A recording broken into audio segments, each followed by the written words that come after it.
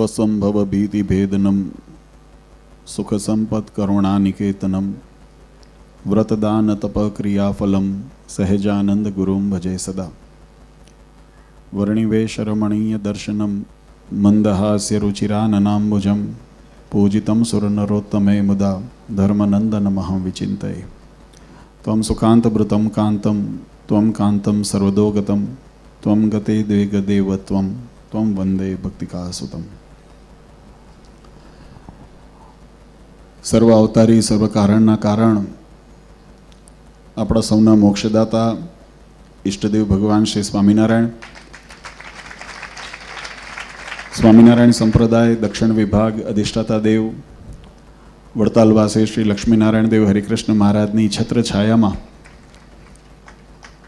નૂતન વર્ષના નવલા દિવસોમાં વડતાલ રઘુવીરવાડીને આંગણે આયોજિત શ્રી પંચામૃત મહોત્સવના ચતુર્થ દિનના શુભ પ્રસંગે સભામાં ઉપસ્થિત પરમ પૂજ્યપાદ સનાતન ધર્મ ધુરંધર 1008 આચાર્ય સમર્થ આચાર્ય ચૂડામણી ધર્મધ્વજ રક્ષક પરમ પૂજ્ય આચાર્ય શ્રી અજેન્દ્ર પ્રસાદજી મહારાજ, પરમ પૂજ્ય પિતાશ્રી,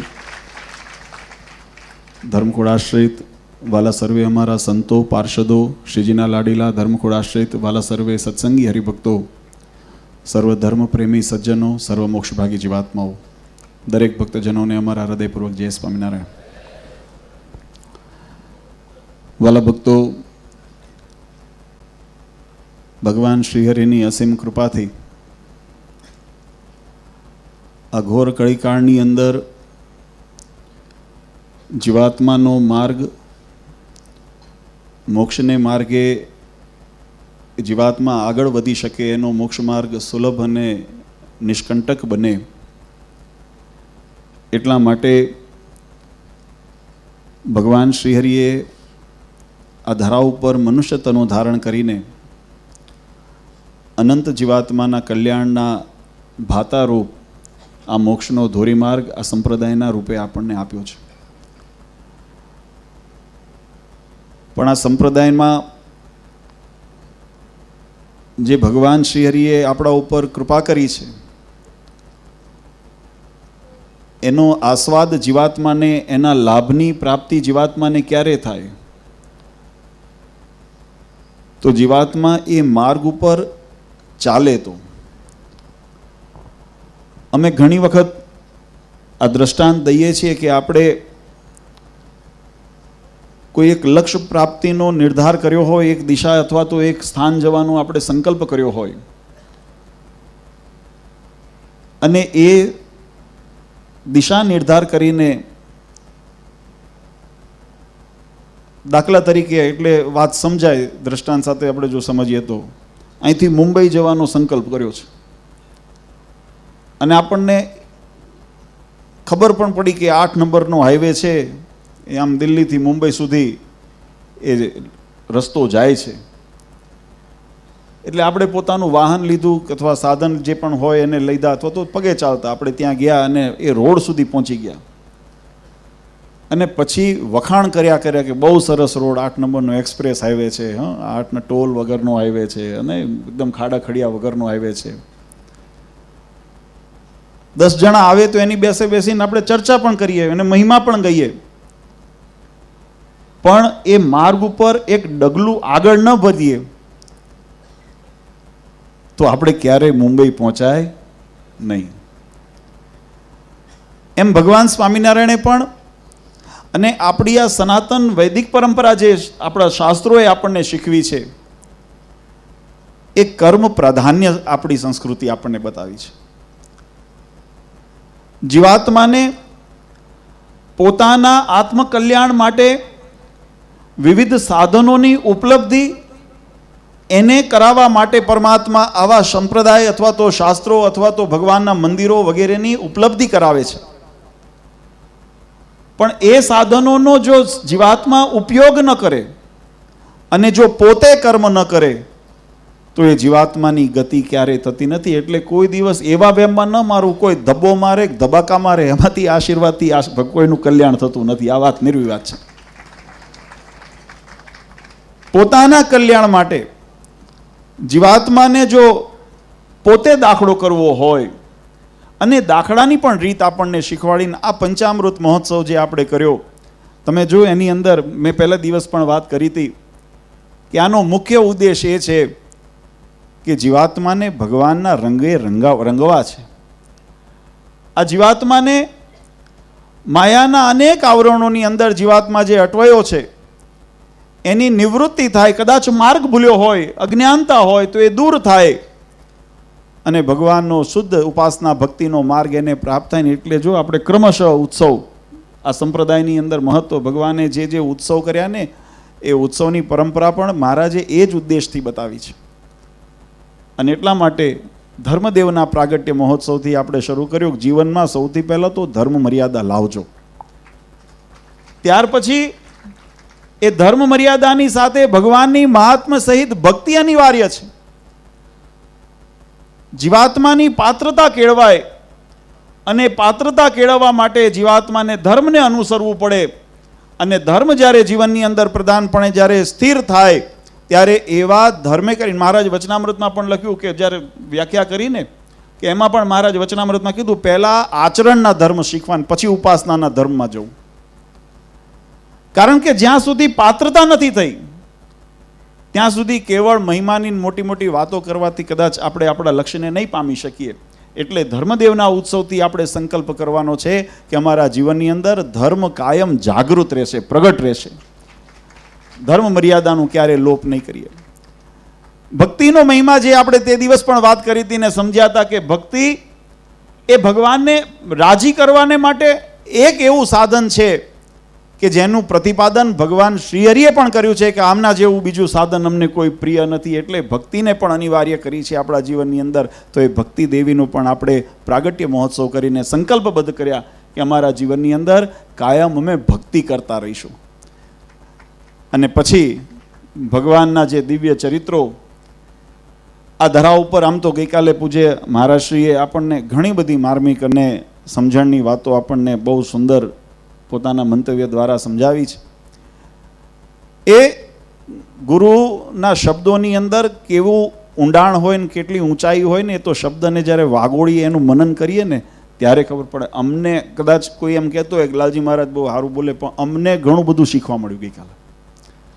અને હમણાં આપણા મહામંડલેશ્વર નિંબાર્ક પીઠ અને સંપ્રદાયનું ગૌરવ જો આપણા સંપ્રદાય માટે ભગવાન સ્વામિનારાયણે આ સનાતન વૈદિક પરંપરાને એકરૂપતા કરવા માટે શ્રી કૃષ્ણ પરબ્રહ્મ ભગવાન પુરુષોત્તમ ઉપાસ્ય ઇષ્ટદેવોના સર્વાવિર્ભાવ કારણમ, ભગવાને એકેશ્વરવાદની સ્થાપના કરતા કહ્યું સ રાધા યુતોગ્નેયો રાધા કૃષ્ણ ઇતિ લક્ષ્મણ્યો રમ્યો પેતો લક્ષ્મી નારાયણ સહી.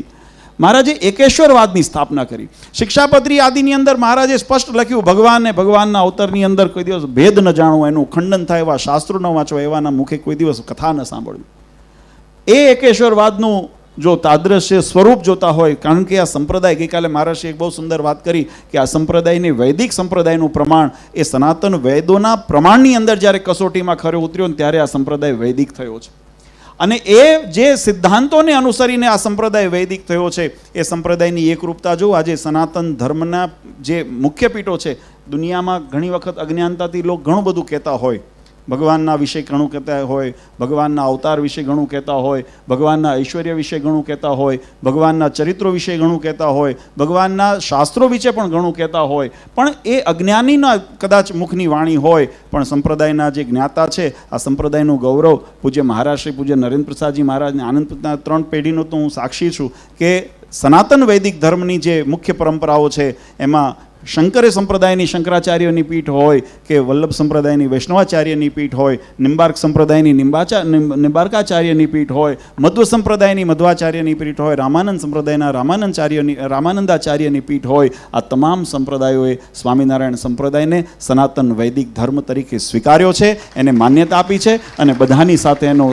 સહિષ્ણુતાનો સંબંધ છે, આત્મીયતાનો સંબંધ છે. એટલો જ પરસ્પર આદર છે. કારણ કે થોડા વર્ષો પહેલાં મારા સદભાગ્યે પૂજ્ય મહારાષ્ટ્રીના સાનિધ્યની અંદર વડોદરાની અંદર અને મુંબઈની અંદર ધર્માચાર્યો સંમેલન થયા હતા. ત્યારે 7 સંપ્રદાયોના આચાર્યો, 7 પરંપરાઓ જે ભારતીય સનાતન વૈદિક ધર્મની હતી એની અંદર મહારાષ્ટ્રીની પણ ઉપસ્થિતિ હતી અને મને પણ એના દર્શનના લાભ મળ્યા હતા. આ ગૌરવ, આ ભગવાન સ્વામિનારાયણે જે શાસ્ત્રની મર્યાદા બાંધી છે ને, અને વિવાદ અહીંયા થાય જ્યાં શાસ્ત્રોનું ખંડન થાય છે, જ્યાં શાસ્ત્રની મર્યાદા, એટલે એનાથી અવગત કરાવવા માટે આપણે શું છે કે કેવળ મેં કીધું ને, મહિમાની વાતો ઘણી વખત કરતા હોય, પણ સિદ્ધાંતરૂપી પાયાને આપણે નબળો કર્યો હોય, અને એ જ્યારે નબળો હોય ત્યારે પેલા પત્તાની મહેલ બનાવ્યો હોય ને, એને સહેજ હવાનો ઝોંકું આવે ને એટલે દર દઈને હેઠો ઉતરે, એક જાજો ન ટકી શકે. એમ આપણે કેવળ મહિમાના શબ્દોથી સિદ્ધાંતને નક્કર કર્યા સિવાય કેવળ મહિમા વાક્યોથી આપણે જો ભાવાવિભોર થઈને સત્સંગ કરશું ને, તો ઘણી વખત સારા શબ્દો પડે તો ઉભરો આવે, અને ઘણી વખત ખોટા શબ્દો પડે તો એની અંદર ઓટ આવી જાય, એની અંદર આપણને ઘણાયના નિશ્ચય ડગી જાય. ઘણા મહારાજે બહુ વચનામૃતમાં એક સરસ શબ્દ વાપર્યો. મહારાજ કે એવાને નિશ્ચય હતો જ નહીં. આ વાત વચનામૃતના શબ્દો છે. મહારાજ કે નહીં, ઘણા એમ કહે ને કે ભાઈ પહેલાં બહુ હારા હતા, બગડ્યા. એનો મતલબ પહેલાંય હારા નહોતા, આપણને ભ્રમણા હતી હારા હતા એમ. આપણને એ ભ્રમણા હતી કે હારા હતા, બાકી હારા હોય ને તો બગડે નહીં, અને બગડે તો એનો મતલબ હારા હતા નહીં, હારા થવાની ભ્રમણાઓ હતી. અને એટલા માટે આ સિદ્ધાંતને આપણે પોષણ આપીએ. અને એટલે અમને પરંપરાની અંદર, મુખ્ય ઉત્સવની અંદર આપણે ભગવાન સ્વામિનારાયણનો આ ગઈકાલે આપણે પૂજ્ય મહારાજશ્રી તો આશીર્વાદ આપ્યા હતા, અને સમય આપણી પાસે હતો નહીં. અત્યારે પણ મને એમ થાય કે હજુ ચલાવ્યા કરીએ. અને મને જ્યારે આમ ઉભરો આવે ને ત્યારે મને એમ થાય કે હું કથા કરી જ નાખું 7 દિવસ. પણ કારણ કે ઘણું બધું કહેવું છે, ઘણું બધું શાસ્ત્રની અંદર. અમે જ્યારે વાંચન કરતા હોઈએ, સત્સંગી જીવન લઈને બેઠા હોઈએ, વચનામૃત લઈને બેઠા હોઈએ, શ્રીમદ ભાગવત લઈને બેઠા હોઈએ, ત્યારે ઘણી વખત મનની અંદર એમ મૂંઝવણ થાય, અરે અરે આ મહારાજ આપણને આપીને જ્ઞાન આપીને ગયા છે, આ તત્વજ્ઞાન આપણને મહારાજ આપીને ગયા છે, આ દિશા બતાવીને ગયા છે, અને આ સમાજને ક્યાં અવડે રવાડે ચડાવે છે. અને એનું કારણ કે ત્યાં સુધી એ વાત એ સ્વરૂપે પહોંચી જ નથી. જો આપણી ભારતીય આ એક વૈદિક પરંપરા, ગઈકાલના પ્રસંગને થોડી ઝલક આપું, વધારે સમય લો તો વાંધો નથી ને? ભલે. ગઈકાલનો પ્રસંગ, આપણે ગઈકાલનો ઉત્સવ હતો ભગવાનની મહાદીક્ષા મહોત્સવ. આ સંપૂર્ણ રીતે આધ્યાત્મિક ઉત્સવ હતો. ભગવાનની મહાદીક્ષા મહોત્સવ એ સંપૂર્ણ રીતે આધ્યાત્મિક વૈદિક પરંપરાની પુષ્ટિનો પ્રસંગ હતો. આપણને થાય કેમ? તો જો શાસ્ત્રની મર્યાદા જોઈએ તો આપણા શાસ્ત્રોએ એક નિયમ એવો આપ્યો છે. ભગવાન સ્વામિનારાયણે સત્સંગી જીવનની અંદર લખ્યું, ભક્તિ માર્ગસ્ય પુષ્ટિ અર્થે મંત્ર દીક્ષા અપેક્ષતે. જીવાત્માને ભક્તિ માર્ગની પુષ્ટિ ત્યારે જ થાય જ્યારે એને સદગુરુ દ્વારા મંત્ર દીક્ષાની પ્રાપ્તિ થાય, એને ગુરુની પ્રાપ્તિ થાય. અને આ સિદ્ધાંત સ્વયં આ સૃષ્ટિના રચયિતા, બ્રહ્માંડના રચયિતા, બ્રહ્માંડના નાયક, નિયંતા એવા પરબ્રહ્મ પુરુષોત્તમ નારાયણ પણ જ્યારે આ ધરા ઉપર પધારતા હોય છે અને જ્યારે સદ્ધર્મની પ્રવૃત્તિ કરવાનો સંકલ્પ કરે છે, ત્યારે સદ્ધર્મનું પહેલું આચરણ એ પોતાના જીવનની અંદર આચરે છે. એ સ્વતંત્ર છે, એમને કોઈ નિયમ નીતિ બંધન કરતા નથી. એ ધારે હું ઘણી વખત સભામાં કહું છું કે ભગવાને પ્રકૃતિ બનાવીને આપણે ત્યાં કોઈ જીવની અથવા તો શરીરની ઉત્પત્તિ થાય તો એના નિયમ બતાવ્યા છે. બીજમાંથી થાય, ઈંડામાંથી થાય, શરીરથી શરીરની ઉત્પત્તિ થાય, બરાબર? આ નિયમ બતાવ્યા છે. પણ એ ધારે ને તો થાંભલામાંથી પ્રગટ થાય, એની સ્વતંત્રતા છે. એ પરબ્રહ્મ પુરુષોત્તમ નારાયણની સ્વતંત્રતા છે. છતાં પણ જ્યારે ધર્મનું સ્થાપન કરવું હોય ત્યારે ધર્મનું અનુસંધાન પોતે આચરણ કરીને બતાવે છે. અને એટલે ભગવાન રામ રૂપે આવ્યા ત્યારે પણ ભગવાને સાંદીપની વશિષ્ઠ મુનિને પોતાના ગુરુ કર્યા છે. ભગવાન કૃષ્ણ રૂપે આવ્યા, સાંદીપ મુનિને આશ્રમમાં રહીને ગુરુ કર્યા છે. અને એ પરંપરાને સ્વીકારવા માટે ભગવાન સ્વામિનારાયણ પોતે સ્વતંત્ર પરબ્રહ્મ પુરુષોત્તમ નારાયણ હોવા છતાં પણ પોતાના ગુરુ સ્થાને ઉદ્ધવ અવતાર એવા રામાનંદ સ્વામીને ભગવાને સ્વીકાર્યા છે. કારણ કે એ નિયમ આપો હતો કે જ્યાં સુધી તમે પરંપરાથી પ્રાપ્ત મંત્ર દીક્ષાની તમને પ્રાપ્તિ નહીં થાય, વાંચીને તો બધા ન શીખી લે. લ્યો, આ કાનમાં જ કેવું જરૂરી છે? થાય કે ન થાય? અને ઘણા જો આ કેવી ફિલોસોફી છે કે બહુ ઝાઝા ભણેલા હોય ને એને આ નહીં સમજાય. આ જે નાદ બ્રહ્મની જે ઉત્પત્તિ થાય છે ને, અને એ નાદ બ્રહ્મ જ્યારે આત્માની અંદર ઉતરે છે ને, અને અંદરથી જે તરંગો ઉભરો મારે, અને એ જ્યારે આવેગની અંદર જ્યારે જીવાત્મા ભક્તિની અંદર થાય ને ત્યારે એની પુષ્ટિ થાય, ત્યારે તત્કાળ ફળ આપે છે. બાકી ઉપર છલ્લી તમે ગમે તેટલા લીપા પોતા કર્યા હોય ને એનાથી ભક્તિ નથી થતી. આ વાતને સમજવાની છે.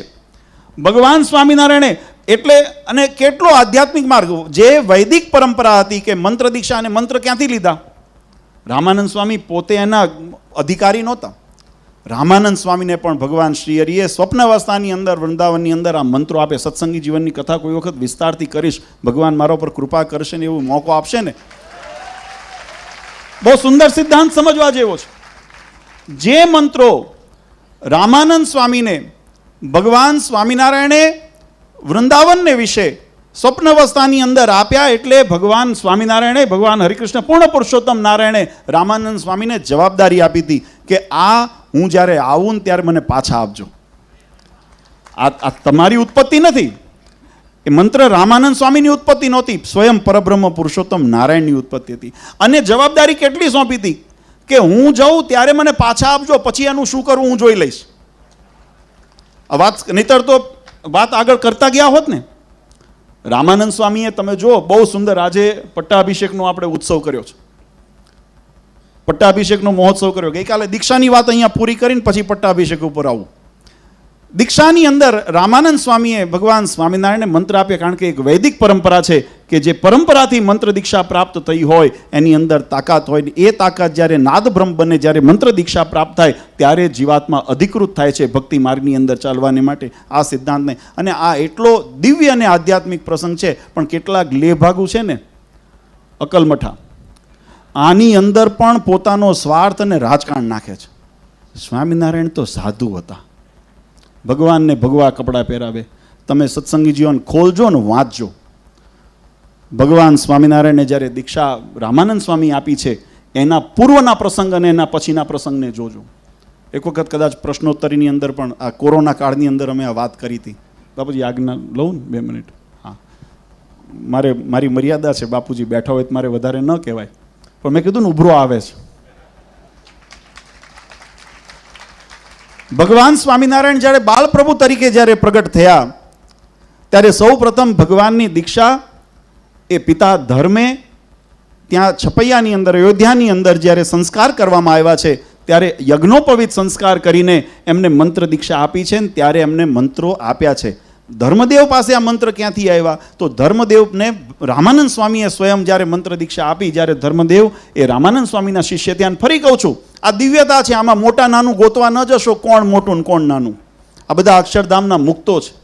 એ ભગવાનની આજ્ઞા કરીને ભગવાનના કાર્યને પરિપૂર્ણ કરવા માટે પોતપોતાના પાત્રને ભજવવા ધરા ઉપર પધારતા હોય છે. અને એટલે જેને જે જવાબદારી સોંપી છે એ જવાબદારીનું એ રીતે વહન કરે, અને એ વહન કરે ત્યારે એ રૂપે પોતાના કાર્યને કરતા હોય. ભગવાન સ્વામિનારાયણે રામાનંદ સ્વામીને જ્યારે કીધું કે અમે તમને જે આ મંત્ર આપ્યા છે, જે વૃંદાવનની અંદર જ્યારે મંત્ર આપ્યા અને કીધું તમે નવીન સંપ્રદાયની સ્થાપના કરો, આ આજ્ઞા સ્વયં પૂર્ણ પુરુષોત્તમ નારાયણે કરી છે. સત્સંગી જીવનની અંદર આવે છે તમને, કારણ કે ઘણી વખત જ્યારે જૂનું કાદવ કીચડવાળું થઈ ગયું હોય ને ત્યારે એને સુધારવા કરતાં પછી નવું પાથરવું સારું પડે. એટલે એમ થયું કે ભાઈ આ બધા ઘણી અંદર અત્યારે સમાજની અંદર બધીઓને અંધશ્રદ્ધાઓ અને અંધવિશ્વાસ અને બધું ઘણું બધું અત્યારે પ્રવૃત્તિઓ છે, તો એના કરતાં એ ઉપદ્રવ ન થાય અને સારા મુમુક્ષુને આમાં, કારણ કે ઓલાના વાંકે આપણે ત્યાં કહે છે ને કે પાપડીની ભેગી ઈયળે બફાય છે.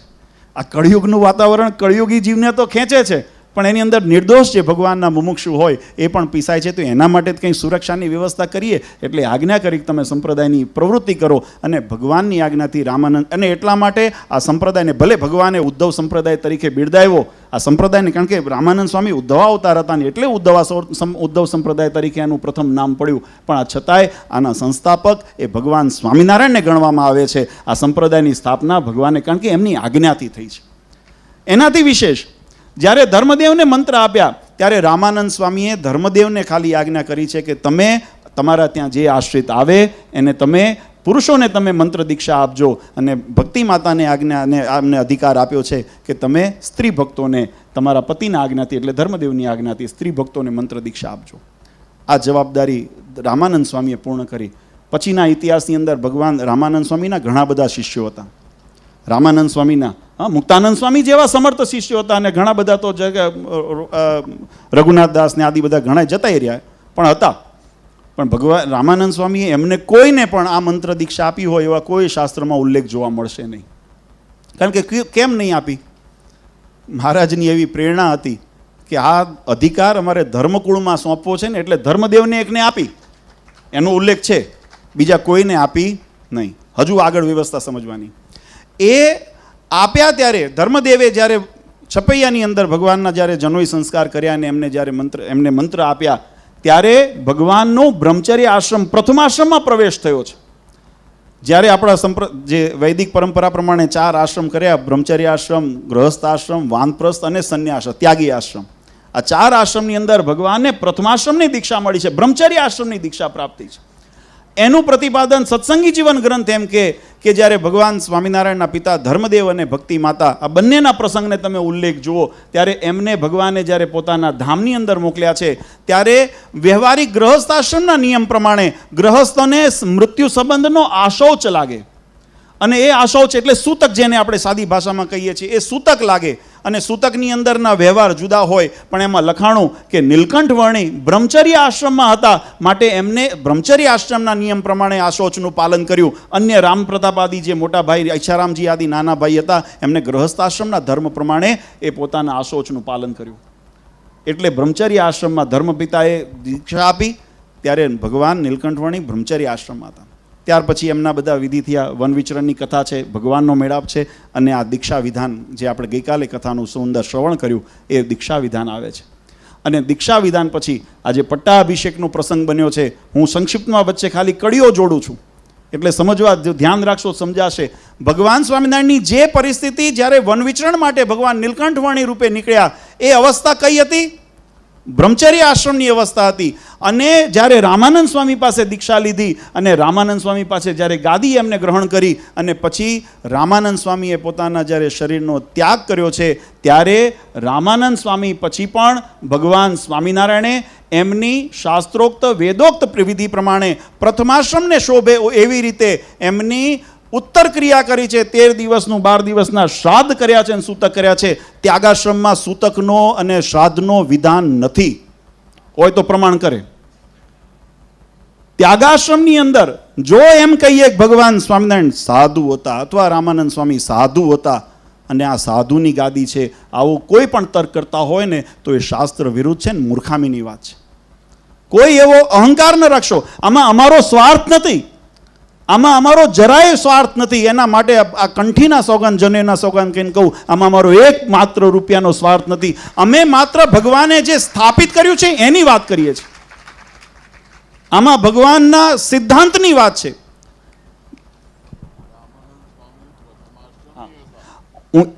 બાપુજીએ પણ મારું ધ્યાન દોર્યું અને હું એ જ વાત કરવા જતો હતો. સ્વયં રામાનંદ સ્વામી પ્રથમાશ્રમી હતા, સાધુ દીક્ષાવાળા નહોતા. સ્વામી શબ્દ, સાધુ શબ્દ તો કોઈ પણ સજ્જન પુરુષને માટે વપરાય છે. સ્વામી એટલે સ્વામિત્વ, ધણી માટે સ્વામિત્વ શબ્દ વપરાય છે. એટલે એવી ભ્રમણા ન રાખવી સ્વામી લખાતું હતું એટલે સાધુ. આને એટલા માટે કહું છું કે હું આપણામાં હૈયા ફૂટ્યા છે એટલું જ નહીં, પણ આના નામ ઉપર કેટલી વિમુખ સંસ્થાઓ તરી ગઈ છે. આ સિદ્ધાંતનો અનર્થ કરીને, આ વાક્યનો અનર્થ કરીને સાધુની પરંપરા છે, ઘણાય પાખંડ પૂજે છે, ઘણાય અધર્મ પૂજે છે, ઘણાય વિમુખોનું પૂજન કરે છે અને જીવાત્મા મોક્ષ માર્ગથી ભટકે છે ને એની ચિંતા લાઈ બળે છે. અહીંયા આ જીવાત્માના મોક્ષનું કલ્યાણનો સોદો કરવામાં આવે છે પોતાના સ્વાર્થ માટે. આ બળતરા એની છે અને એટલા માટે આ પ્રસંગોને અમારે લેવાતા. આ પંચામૃત મહોત્સવ, આને અમૃત ક્યારે થાય? આ પેલા વિષ ઉતરશે ને ત્યારે અમૃત અસર કરશે.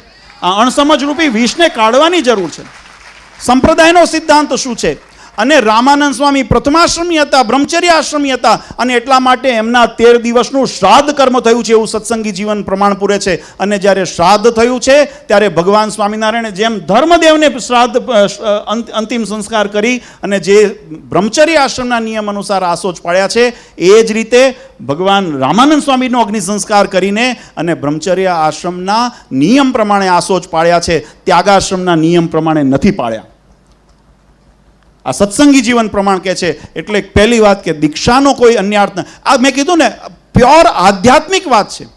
આ સંપૂર્ણ રીતે ભારતીય સનાતન દર્શન શાસ્ત્રોની જે પરંપરા છે કે મંત્ર દીક્ષા અપેક્ષતે, અને મંત્ર દીક્ષા કડીથી કડી જોડેલી હોય તો એ મંત્ર દીક્ષા ફળદ્રુપ થાય. આજે આપણને ગૌરવ છે કે એ ભગવાન અને પછી પટ્ટાભિષેક ઉપર આવીએ, આપણને ગૌરવ છે. હું છેલ્લે આવું ગૌરવની વાત ઉપર, પણ પહેલું આ દીક્ષાનો એક મહિમા સમજીએ. ભગવાન સ્વામિનારાયણે જે દીક્ષા ગ્રહણ કરી એ કેવળ આધ્યાત્મિક ચરિત્ર હતું. હું ભગવાનને ગ્રહસ્થ કે સાધુની વ્યાખ્યામાં બાંધવા જ નથી માંગતો. એ પરબ્રહ્મ પુરુષોત્તમ નારાયણ છે.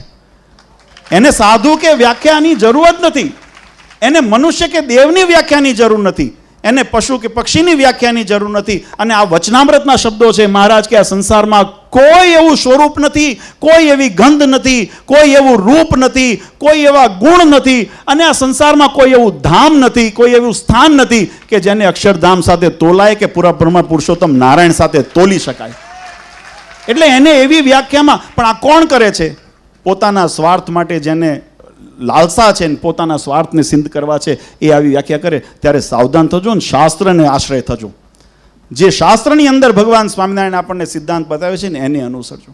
અને પછી જો રામાનંદ સ્વામીને આ પોતાનો અધિકાર રાગ્યો હોત તો રામાનંદ સ્વામી પેઢી દર પેઢીની વ્યવસ્થા કરતા ગયા હોત. રામાનંદ સ્વામી એવી આજ્ઞા કરી હોત કે હું આ સહેજાનંદ સ્વામીને મારી આસન ઉપર બેસાડું છું, અને સહેજાનંદ સ્વામી એના પછી બીજાને કેવી રીતે બેસાડશે એનો નિર્ણય કોણ કરતું ગયું હોત? જો રામાનંદ સ્વામી પોતાનો અધિકાર માનતા હોત આ ગાદી ઉપર. પણ રામાનંદ સ્વામી કહેતા કે હું તો ડુગડુગીનો વગાડનાર છું, ખરો ખીલ ભજવનાર તો પુરુષોત્તમ નારાયણ છે.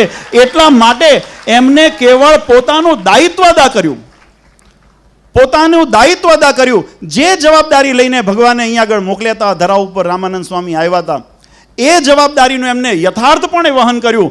પાયો બાંધ્યો, સત્સંગના નીવ નાખ્યા, સંપ્રદાયની અંદર ભક્તિ અને ઉપાસના માર્ગને પોષણ મળે એની તૈયારી કરી. અને પછી જ્યારે પરબ્રહ્મ પુરુષોત્તમ નારાયણ આવ્યા, મહારાજને કીધું આજનો પ્રસંગ ગાદી અભિષેકનો, મહારાજને કીધું મહારાજ તમારી જવાબદારી હવે તમે સંભાળી લો. આજે પટ્ટાભિષેક કરી અને આ સમગ્ર પણ વ્યવહાર છે ને મર્યાદા. મેં પહેલું કીધું ભગવાન પોતે મર્યાદાનું પાલન કરે છે પછી ઉપદેશ કરે છે. અને એટલા માટે ભગવાને એ મર્યાદાનું પાલન કરવા માટે જે લીલા ચરિત્ર કર્યા હોય એમાં દિવ્યતા હોય, એમાં ન્યૂનતા ન હોય, એમાં ખોડ ખાપણ ન હોય, એમાં શંકા કુશંકા ન હોય. ભગવાને જે કર્યું એ સાર્થક કર્યું છે અને ધર્મ મર્યાદાના રક્ષણ માટે કર્યું છે. એ ભગવાન કદાચ છાણા વીણતા હોય ને, નીલકંઠ વર્ણીને વર્ણન કથા વાર્તાનું આપણે સાંભળીએ છીએ ને, એ સેવક રામની સેવા કરતા હોય ને તોય પરબ્રહ્મ પુરુષોત્તમ નારાયણ જ રહેવાના છે. એટલે એમાં ન્યૂ નજીકપણું ન જોવાનું હોય. પણ સંપ્રદાયની રીત એમ કે વૈદિક પરંપરાની જે સિદ્ધાંત છે, ભારતીય દર્શનશાસ્ત્ર સનાતન ધર્મના જે સિદ્ધાંતો છે, એ રીતે મંત્ર દીક્ષા પ્રાપ્ત થતાં થતાં તમને પ્રાપ્ત થાય. રામાનંદ સ્વામીએ પોતાની જવાબદારી એ શ્રીજી મહારાજને સોંપી કે હવે તમારી આ જવાબદારી તમે જે મને આપી હતી એ તમે વહન કરો અને મને હવે આ મારી જવાબદારીમાંથી મુક્ત કરો. અને એ કરીને રામાનંદ સ્વામી ભગવાનને જવાબદારી સોંપી છે. અને હવેનો પ્રશ્ન જે આવતીકાલનો પ્રશ્ન છે, કારણ કે કાલે પછી બહુ સમય નહીં રહે. કાલે આપણે ઘણા બધાને સત્કારવા છે અને પછી જવાની બધાને ઉતાવળ હોય. જવું છે કે રોકાવું છે? રોકાવું છે. હું તો રોકી લઈશ, હો, મને વાંધો નથી. પછી હમણાં ઘનશ્યામ સ્વામીએ કીધું ને કે જેનો ધૂન બોલાવતી વખતે કે જેનો અવાજ મોટો હોય ને એનું ઘરમાં હાલે, પણ એ કેવું સાંભળવામાં સારું લાગે છે, બાકી હાલતું છે નહીં ક્યારેય. કે અવાજ મોટો હોય કે નાનો હોય એ અંદર વિચારતા હોય, ભલે તાળીઓ પાડે, ભલે ચિલ્લાવે, હાલવાનું તંતે અમારું જ છે. એટલે એટલું હા ન પાડી બધા જુવાની હવે વડીલો બિચારા બોલતા જ નથી કંઈ. પણ હવેનો પ્રસંગ ભગવાનનો આજને પટ્ટાભિષેક. જોકે પ્રસંગની આમાંય દિવ્યતા છે. આમાં રામાનંદ સ્વામીએ શ્રીજી મહારાજને ગાદી આપી એટલે શ્રીજી મહારાજ ધણી થયા એવું નથી, એ ધણી હતા. રામાનંદ સ્વામીએ તો એક પરંપરાને જાળવવા માટે, સિદ્ધાંતને જાળવવા માટે, સંપ્રદાયની મર્યાદા જળવાઈ રહે, વૈદિક પરંપરા જળવાઈ રહે એટલા માટે એક નરનાટ્ય કર્યું. અને નરનાટ્ય કરી અને ભગવાનને જે સુપ્રત કર્યું કે જેથી કરીને ભવિષ્યમાં કોઈ શંકા ન કરે કે આ વૈદિક સંપ્રદાય નથી, નાની પરંપરા એ ખોટી છે. અને આજે જે પણ આ પાખંડ કરીને જે સંપ્રદાયના સિદ્ધાંતોને રોળવા બેઠા છે ને એ આ સંપ્રદાયની ઘોર ખોદી રહ્યા છે. આ વાત સમજો. ભગવાન સ્વામિનારાયણ અને હવે મહારાજનું પોતાનું આધિપત્ય હતું આ ગાદી ઉપર, એ પોતે ધણી હતા. અને એટલા માટે એમને ઉત્તર વ્યવસ્થા શું કરી આવતાકાલના પ્રસંગમાં આવશે, પણ હું સંક્ષિપ્તની અંદર એક કડી કહી દઉં. ભગવાન સ્વામીને રામાનંદ સ્વામી તો ખાલી એટલું જ કીધું. અને હમણાં કોઠારી સ્વામી કથામાં લેતા હતા, હું સાંભળતો હતો કે ઓળખાણ કરાવી, ખાલી બેસાડી આવું નહીં. પોતે તો કીધું જ નથી શ્રીજી મહારાજે હું આચાર્ય છું, હું ગાદી છું. રામાનંદ સ્વામી વખાણ તો છે ને, જ્યારે જેતપુરની અંદર પહેલાં આવ્યા ને ઉન્નળ રાજાના દરબારમાં, ત્યારથી રામાનંદ સ્વામીએ વખાણ કર્યા હતા. નીલકંઠ વર્ણી બહુ સારા છે, તપસ્વી છે, જ્ઞાની છે, મૃદુલ છે, બધા ઘણા બધા વખાણ કરેલા છે. હરિલામૃત ભક્તિ ચિંતામણીમાં ખૂબ એનો વિસ્તારથી ઉલ્લેખ કરેલો છે. પણ છતાંય નીલકંઠ વર્ણી એવું ને ઘણા ઐશ્વર્યના દર્શન કરાવ્યા હતા. પણ નીલકંઠ વર્ણીએ ક્યારે એમ ન કીધું કે હું તમારો ગુરુ થઈ જવાનો પરાણે, કે ન કોઈ કહેવાતી સભાએ કીધું કે અમે હવે તમને રામાનંદ સ્વામી ભૂલી ગયા, અમને હવે સ્વામિનારાયણમાં ભગવાન દેખાય છે. એવું કોઈએ ન કીધું.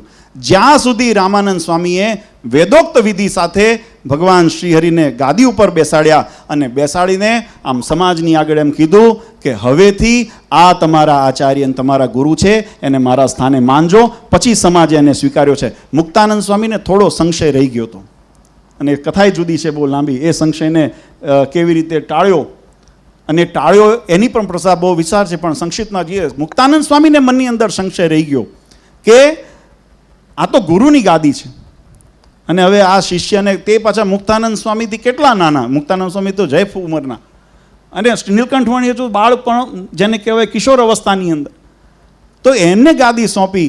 આમાં ગુરુની ભલે કદાચ ગુરુનો રાજીપો હતો અને ગુરુએ સોંપી દીધી, પણ આમાં મારું મન નથી માનતું એવું મનમાં શંકા થઈ.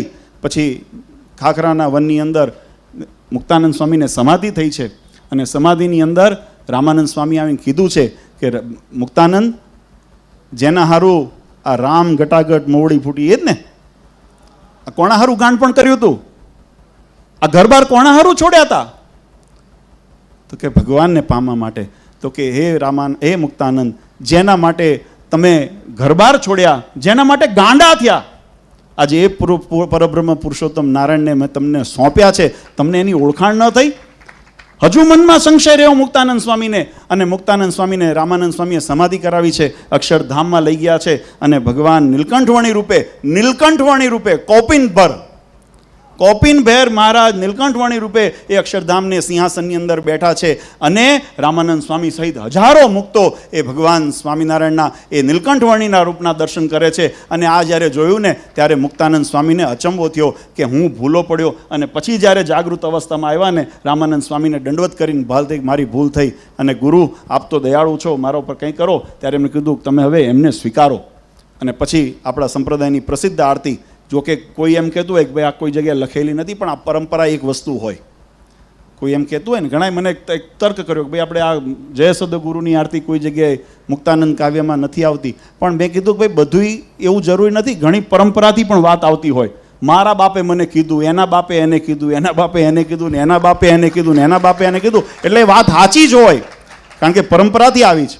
અને જય સદગુરુ સ્વામીની આરતી, મુક્તાનંદ કહે મુક્તિ સુગમ કરી સિદ્ધિ, આ સિદ્ધાંત એ બતાવ્યો. અને પછી જ્યારે ભગવાન શ્રીહરિએ પટ્ટાભિષેક કર્યો, જો કે મહિમા મેં કીધું ને આધ્યાત્મિક છે, એટલે રાજકારણને હું આમાં નથી જોતો, પણ જ્યારે કોઈ વિવાદ કરીને રાજકારણ અંદર લાવવા માંગતા હોય અને ક્લેશ કરીને સંપ્રદાયનો સિદ્ધાંત તોડીને મોક્ષ માર્ગમાં જ્યારે હરિભક્તોને વંચિત કરવા ઈચ્છતા હોય, ત્યારે આ સ્પષ્ટીકરણ આવશ્યક છે. ને એટલા માટે કહું છું કે ભગવાન સ્વામિનારાયણને જ્યારે ગાદી ઉપર બેસાડ્યા, મહિમા તો ઘણો છે, એમને વરદાન માગ્યા, મારો આશ્રિત કોઈ દિવસ અંધ વસ્ત્ર આબરૂ કરીને દુખ્યો ન થાય. અને જ્યારે શરીર મૂકે ત્યારે એક વીંછી કરડે એવી વેદના થવાની હોય. મહારાજ કે કરોડ વીંછી કરડે એટલી વેદના મને થાય. અને મારો આશ્રિત એ પંચભૂત શરીરનો ત્યાગ કરી, જેમ માખણમાંથી મવાળો નીકળી જાય અને કોઈ તકલીફ ન થાય, એમાં શરીરનો ત્યાગ કરી અને અમારા ધામને પામે, ભગવત ધામને પામે, એવું વરદાન. આ બધો મહિમાની વાત છે, પણ સિદ્ધાંતની વાત એ છે કે ભગવાન સ્વામિનારાયણ જ્યારે ગાદી નશીન થયા ને, પછી સ્વામિનારાયણ ભગવાને પણ એટલું જ કર્યું હતું જેટલું રામાનંદ સ્વામી કરીને ગયા હતા કે ભાઈ મારા પછી આ રઘુવીરજી ને અયોધ્યા પ્રસાદજી, આ બે આચાર્યો છે, પછી એમના ઉપર છોડ્યું હોત તો. મહારાજ એવું નથી કર્યું. મહારાજે સત્સંગીજીઓની અંદર આજ્ઞા કરી કે અમે અમારા સ્થાને આ રઘુવીરજીને અયોધ્યા પ્રસાદજીને બેસાડ્યા છે. જેમ રામાનંદ સ્વામીએ ઓળખાણ કરાવી, બેસાડ્યા વેદોક્ત વિધિથી, અને પછી સમાજને કીધું કે હવેથી આ તમારા ગુરુ છે, આ તમારા આચાર્ય છે. એ જ પ્રમાણે ભગવાન સ્વામિનારાયણે વડતાલના સભા મંડપની પાછળ આગળ જે ચોક છે, એ ચોકની અંદર ત્યાં આચાર્ય શ્રી રઘુવીરજી મહારાજને, આચાર્ય શ્રી અયોધ્યા પ્રસાદજી મહારાજને વેદોક્ત વિધિ સાથે દત્ત વિધાન કરીને પુત્રપણે સ્થાપન કર્યા. એની વ્યાખ્યા શાસ્ત્રી સ્વામીએ કરી છે, એટલે હું પરી નથી કરતો, પણ દત્તપુત્ર કરીને પોતાના પુત્ર બનાવ્યા અને પછી આચાર્ય પદની અંદર આરૂઢ કર્યા. અને પછી પાછું સમાજને કીધું છે કે હવેથી આ તમારા આચાર્ય છે. અને આ પરંપરા નરેન્દ્ર પ્રસાદજી મહારાજે, હું હાજર હતો, આમાંથી ઘણા વકીલ સ્વામી જેવા વડીલ સંતો હાજર હશે. નરેન્દ્ર પ્રસાદજી મહારાજે વડતાલની અંદર આ સભા મંડપની અંદર આ વાત, અને એનો વિડીયો પણ, ઓડિયો પણ, એનો વિડીયો અવેલેબલ હશે યુટ્યુબ ઉપર, ચેનલ કરજો, મહારાષ્ટ્રના ગાદી અભિષેકના પ્રસંગની, અને એની અંદર જોજો નરેન્દ્ર પ્રસાદજી મહારાજે આખી પરંપરા કીધી છે કે આ સ્થાનમાં રઘુવીરજી આવ્યા, ભગવત પ્રસાદજી મહારાજ આવ્યા, વિહારીલાલજી મહારાજ આવ્યા, શ્રીપતિ પ્રસાદજી મહારાજ, આનંદ પ્રસાદજી મહારાજ આવ્યા, અને એના પછી અમારી નિયુક્તિ થઈ અને આનંદ પ્રસાદજી મહારાજે ઓળખાણ કરાવી કે હવેથી આ તમારા આચાર્ય છે. અને નરેન્દ્ર પ્રસાદજી મહારાજ કે હવે હું તમને આ મારા સ્થાને મારા પુત્ર અજેન્દ્ર પ્રસાદજી મહારાજને અહીંયા સ્થાપિત કરું છું, નાસ્તી તમારા સૌના ગુરુ. આ કે ને અજેન્દ્ર પ્રસાદજી મહારાજ જે દિવસે શાસ્ત્રવિધિ પ્રમાણે, જેમ શાસ્ત્રી સ્વામીએ પણ કીધું, બિલકુલ, કારણ કે ધર્મના આચાર્યનું રક્ષણ, ધર્મનું રક્ષણ કરવું પહેલું કર્તવ્ય છે, એટલે ધર્મના રક્ષણ પ્રમાણે જ કામ કરે. પણ જે દિવસે જેને પોતાના ઉત્તરાધિકારી તરીકે ભગવાન સ્વામિનારાયણની બાંધેલી આજ્ઞા પ્રમાણે નિયુક્ત કરે, અને જ્યારે આપણને એમ કે હવે આજથી આ તમારા આચાર્ય છે ને તે દિવસે એને 1000 દંડવત કરવાની મારી જવાબદારી. જે દિવસે એ એમ કહેશે અને ત્યાં સુધી કદાચ બ્રહ્મા આદિ આવીને ડોલાવે ને તોય હું ડોલવાનો નથી. આ નિશ્ચય છે, આ સિદ્ધાંત છે. જો સંપ્રદાયની અંદર કલ્યાણ જોઈતું હોય, જો સંપ્રદાયની અંદર મોક્ષ જોઈતો હોય, જો ભગવાનનો રાજીપો જોઈતો હોય, તો ભગવાનના આ સિદ્ધાંતોને સમજવા પડશે, પચાવવા પડશે ને એને જીવનની અંદર ઉતારવા પડશે. એટલે આપણે આ ધર્મ મહોત્સવ કર્યો, એટલે ભક્તિદેવી પ્રાગટ્ય મહોત્સવ કર્યો, એટલે ભગવાનનો દીક્ષા મહોત્સવ કર્યો, એટલે ભગવાનનો આજે પટ્ટાભિષેક, રાજા ધીરાજ અનંતકોટી બ્રહ્માંડના અધિપતિ આજે આપણા સૌના નાથ બન્યા, આજે આપણે એનો ઉત્સવ કર્યો. અને કાલે આપણે પંચામૃત મહોત્સવની અંદર છેલ્લો અમૃતનો ઘૂંટડો પીવો છે કે જેને આપણી ચિંતા કરી, અને ચિંતા કરીને, નહીતર મહારાજ પોતે કલ્યાણ કરવા આવ્યા હતા તો એમના યુગમાં જેટલા થયા હોત એટલાનું કલ્યાણ કરીને જતા રહ્યા હોત. કારણ કે મુક્તો એક ખરેખર તો એમને વરદાન કોણે આપ્યું હતું? જો ફરી થોડોક સમય વધારે લઉં, ભગવાને વચન કોણે આપ્યું હતું તમને મુકાવીશ? દુર્વાસા મુનિના શ્રાપની જેને અસર થઈ હતી, ખરું ખોટું? મહારાજે વચન એમને આપ્યું હતું કે તમે મૂંઝાવ નહીં, આ શ્રાપ મારી ઈચ્છાથી થયો છે અને હું આવીને તમને મુકાવીશ. તો એ તો મહારાજે પોતાના સમકાલીન સમયમાં મુકાવી દીધા. તમારી મારી જવાબદારી નહોતી લીધી હતી, વચન નહોતું આપ્યું, પણ છતાંય મહારાજે વચન આપ્યું, મારા જનને અંતકાળે જરૂર મારે આવવું, બિરુદ મારું બદલે નહીં કોઈ જનને જણાવું. આ મહારાજે વચન આપ્યું. અને કૃપા નહીં તો શું કહેશું? અને કૃપા નહીં તો શું કહેશું? કે આપણો કોઈ એવો સ્થિતિ નથી, આપણો કોઈ એવો દાખલો નથી, આપણી કોઈ એવી અક્કલ નથી, હોશિયારી નથી, આવડત નથી, કોઈ એવો આપણી પાસે સામર્થ્ય નથી કે આપણે પરબ્રહ્મ પુરુષોત્તમ નારાયણને પામી શકીએ. પણ ભગવાને કરુણા કરીને, દ્રષ્ટિ કરીને મહારાજ કીધું કે આ મારા યુગના તો બધાને મોક્ષ મેં કરાવ્યો, પણ મારી આવનાર જે પ્રજા છે, અનેક જીવાત્મા, યાવતચંદ્ર દિવાકરો, જ્યાં સુધી આ જગતની અંદર અમારો જીવાત્મા આવતો હોય અને એને મોક્ષની ઈચ્છા થાય તો એ ક્યાં ભટકશે? એટલા માટે મહારાજે કીધું કે હું મારી ઉત્તર વ્યવસ્થાની અંદર આ 3 સંકલ્પ કર્યો કે મારું પ્રગટ હાજરા હજુ સ્વરૂપ અહીંયા મૂકતો જઉં કે જેને અમારા આશ્રયની જરૂર પડે ને એને ક્યાંય ભટકવું ન પડે. અને એટલે સંકલ્પ કરીને મહારાજે 3 ગુઢ સંકલ્પ કર્યા, મંદિરો નિર્માણ કરાવ્યા, શાસ્ત્ર રચાવ્યા, અને મહારાજે આચાર્ય પદની સ્થાપના કરી કે આના આશ્રયની અંદર રહેશો, ભગવાનના આશ્રયમાં રહેશો, શાસ્ત્રના આશ્રયમાં રહેશો અને આચાર્ય પદના આશ્રયમાં રહેશો ને તો મહારાજ કે અમારી પ્રાપ્તિ કાયમ થતી રહેશે, યાવતચંદ્ર દિવાકરો થતી રહેશે. અને આમાંથી કોઈને મૂકીને અથવા તો અંડા ગંડા કરીને જો કોઈ ભટક્યા ને તો ઓલા અમારે ગીરની અંદર એવું કહેવાય કે ઓલી જોક બનાવી હોય ને, એ જોકની અંદર ગાય, ભેંસ, બકરા બધા ભરતા હોય, પછી બહાર પેલો સિંહ ફરતો હોય, ડણકો મારે. હવે એમાં જે અંદર જોક માર્યા હોય ને, એના ઘેરા માર્યા હોય ને, એનું કોઈ બગડે નહીં. પણ જો એમાંથી કોઈ કૂદીને બહાર ગયું ને તો એ સિંહનો કોળિયો બની જાય. એમ આમાંથી કોઈ કૂદીને બહાર ગયા ને એ ક્યાંના કોળિયા બનશે? કાળના કોળિયા બનશે કે યમના કોળિયા બનશે? એ નિયમ એ જોશે. એટલે આ બધી વસ્તુને આપણે સમજવા માટે આ ઉત્સવ કર્યો છે. અને છેલ્લે એક વાત કરી દઉં કે હમણાં આપણે બધા, તમે બધા હરિભક્તો અમને ખૂબ પ્રેમ આપો છો, આપનો ધન્યવાદ છે. પણ એક વાત બહુ નિર્વિવાદ છે, આ રૂપના વખાણ નથી થતા. આ જે પણ તમે કંઈ અમારામાં કંઈ યોગ્યતા કે લાયકાત જુઓ છો ને, એ અમારા સંસ્કારના છે. અને એના માટે હું સૌ પ્રથમ જો એનો કોઈ યશ હોય અથવા એનો ઋણ હોય ને તો મારા પરમ પૂજ્ય પિતાશ્રી કે જેમને મને આ સંસ્કાર આપ્યા, મારા પરમ પૂજ્ય માતુશ્રી કે જેને દૂધ નથી પાયું, આ સંસ્કાર અમને પાયા છે. અને એટલા માટે હું એમના ચરણારવિંદમાં વંદન કરીને નતમસ્તક થઉં છું.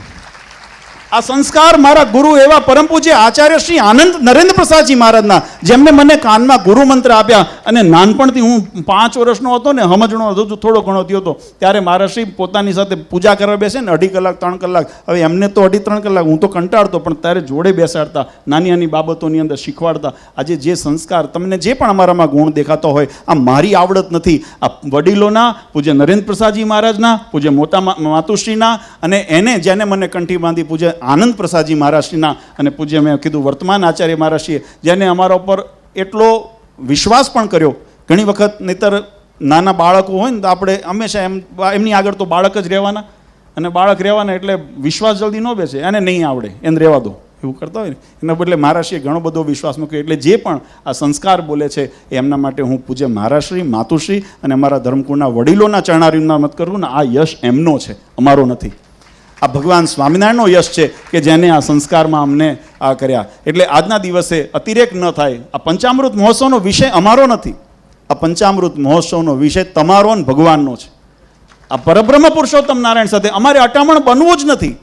આ ધર્મકુળના પૂજ્ય મહારાજશ્રી ઘણી વખત કહે છે અમારે અટામણ બનવું નથી, અમારે તમારા, હા તમને રસ્તો પૂછવો હોય છે તમે બતાવશો, તમે તમને રસ્તો બતાવશું. ગઈકાલે પણ મહારાજે કીધું હું ઉપદેશતા તો રહેવાનું, તમે જ્યારે મને પૂછશો કે બાપુજી કલ્યાણ કેમ થાય, તમે મને પૂછો આવીને બાપુજી કલ્યાણ કેમ થાય, તો હું બતાવીશ કે જો શિક્ષાપત્રી પ્રમાણે આ રીતે, સત્સંગી જીવન પ્રમાણે, વચનામૃત પ્રમાણે આ રીતે થશો તો કલ્યાણ થશે. મારો વિષય એ છે અને હું કાયમ બતાવીશ.